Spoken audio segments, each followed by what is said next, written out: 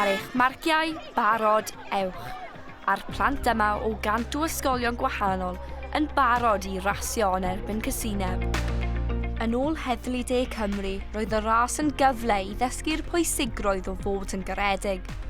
Yn ymwedig ar ôl terfysgoedd yr haf, mewn dinasoedd yn Lloegr ac Gogledd Iwerddon, oedd yn targedu mewnfydwyr. Mae fe'n rili bwysig oherwydd mae fe'n dangos I plant ac yn dysgu nhw pan maen nhw'n plentyn ifanc fod dim lle I cael casineb yn 2024 a especially mewn Cymru, does dim lle I fe a mae fe'n rili bwysig fod y digwyddiad yn digwydd mewn Aberdâr. Mae fe'n rili lleol, mae'r plant I gyd wedi dod across RCT a Merthyr a mae fe'n dysgu nhw I just bod yn neis I gilydd. Ac yn ogystal â dysgu, mae'r plant wedi bod yn cael hwyl.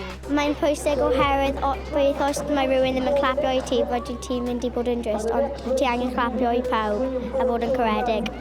Dwi'n meddwl mae'n bwysig iawn I bobl bod yn caredig I gilydd. Mae'n bwysig I pawb bod yn neis I gilydd a bod yn ffit. Rydw i'n meddwl bod e'n bwysig I bod yn neis oherwydd mae pawb angen fod yn neis I gilydd I pawb gael gwein ar ei gwyneb. Redeg dros garedigrwydd ac yn erbyn casineb. A'r plant yn cario'r neges at y dyfodol.